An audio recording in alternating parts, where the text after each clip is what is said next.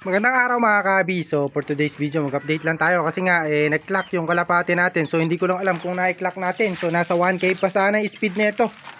Kaso nag-reply sa atin yung number wala nang araw load. So dalawa naman kasi yun, yung backup saka yung load nga sa kumbaga pinaka-regular load. Yun yung ipang sesend sa backup. Tapos yung isa naman diretso dun sa parang website ata yun. So hindi ko alam kung na-clock na, pero nasa 1K pa sana yung speed nito. So sana pumasok. At ala naman din kahit na hindi siya pumasok, pero sayang pa rin kasi record pa rin yun. So bali 2 giga raw na nga kung kailan lumapit yung lumayo yung race.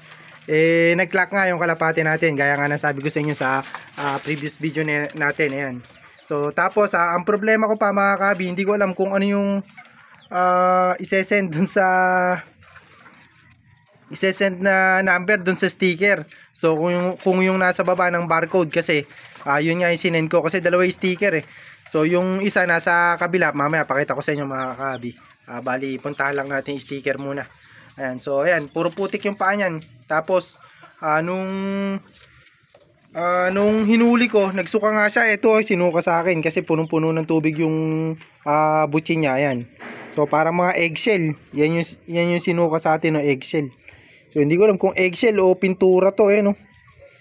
Ayan. So sa sobrang gutom niya siguro, yan yung kinain niya sa truck. Siguro may pintura doon. Kinain niya. Ayan, so tingnan natin yung sticker. So hindi ko kasi alam, first time ko mag-clock doon sa, ewan ko kung Yona Pro ata yun, yung gamit ng BBC.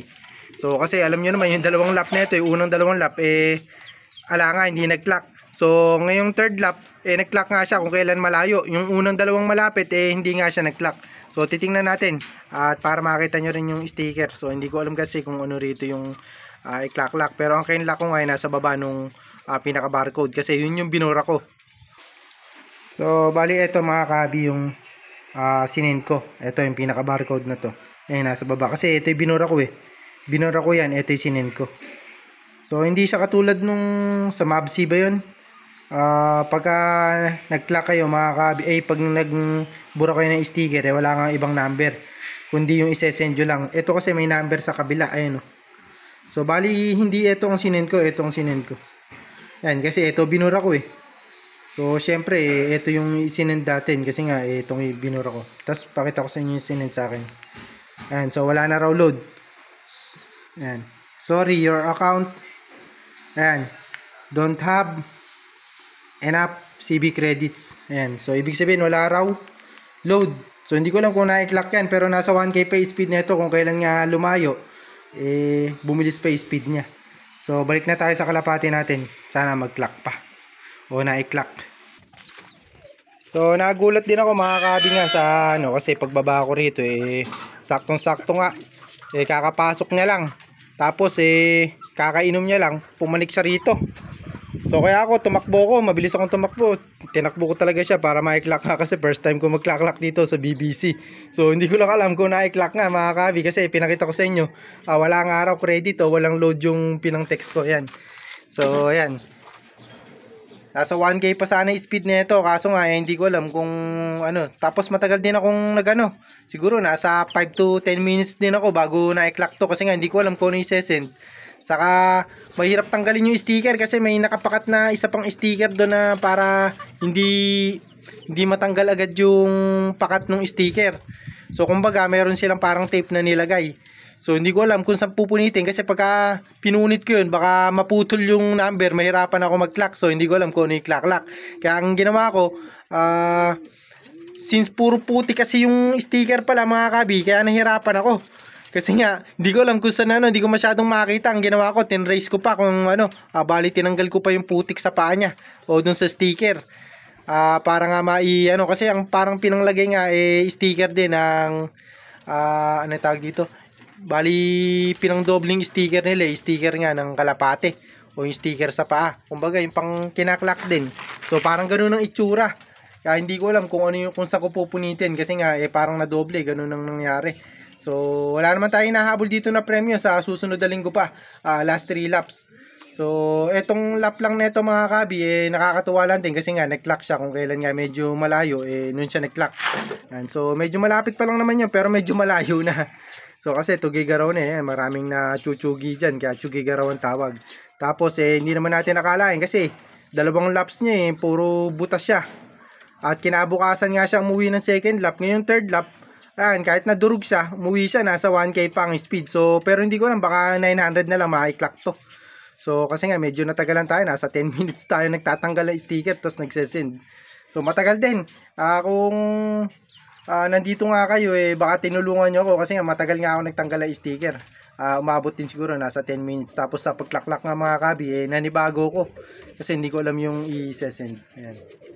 So na-update ko lang kayo. Ayan kasi yung kalapati natin, bali bibigyan lang natin siya ng pang-recover. Tapos uminom na siya rito. Ito nga yung mga sinuka sa atin, Ayan, mga pintura to mga kabi. Pintura yan. Ayan. Kumain ng pintura sa loob siguro ng truck to mga kabi. Bali hinuli ko siya, uminom nga siya ng tubig. Ngayon pagkahuli ko, nahahawakan ko yung butsin niya, puro tubig nga, diretso suka siya sa akin. Dito mainit, mainit-init pa yung suka niya, puro pintura yung kinain. Ayan, so buti naisuka niya. Kaya yan, tingnan nyo, durog yung itsura. Pero nasa 1K pa nga speed. So okay naman kasi speed na ito mga kabi, yung lahi na ito talaga nag-i-speed ng 1.2, 1.3. Sabi ko nga sa inyo, pagka nasa kondisyon, saka kung talagang mabibigyan nyo na, matututukan nyo at mabibigyan nyo ng training. Ito kasi walang ka-training to, maniwala man kayo sa hindi, walang self-toss to. Hindi natin pinasabay sa ibang mga group, sa mga group chat natin na nagsasabay nga ng nagtotos ng kalapate. So hindi tayo nakasabay. Kasi nga, ang kinatatakot ko dito mga kabi, kasi nga meron siya inuuwi na kalapate na bahay. So hindi ko alam kung saan siya umuwi, pero pagka sineltos ko siya ng nag-iisa, kinabukasan nga uwi nito. Ayan. So ngayon, mabilis yung uwi niya kasi talagang siguro baka mag-iitlog na rin tong puti. So hindi ko alam kung ano lagay nila. Ayan. So bali bibigyan ko lang siya ng pang-recover. Pakita ko sa inyo kung ano yung pang bibigyan natin na recover. So ito mga kabi, bibigay ko, bali isang kutsara na ito sa isang tabok. So electrolyte siya, may amino acids. So kompleto na, may vitamins na rin. Tapos yung herbal natin na binibigay, yung serpentina, binibigyan natin ng serpentina. Binibigyan pa natin, dalawa pa yung binibigay natin doon, nakalimutan ko yung tawag. So naka-ano na kasi yun, naka-capsule na. So pakita ko sa inyo mga kabi. Yan, so ito yung binibigay natin, dalawang serpentina, isang ultra COD liver oil, saka spirulina 5,000. Ayan. So yan yung bibigay natin sa kanya ngayon. Tapos painumin natin siya ng tubig. So hindi ko muna siya papakainin, baka mamayang hapon na kumain to. Ayan, damay-damay na sila, mamayang hapon ko na papakainin.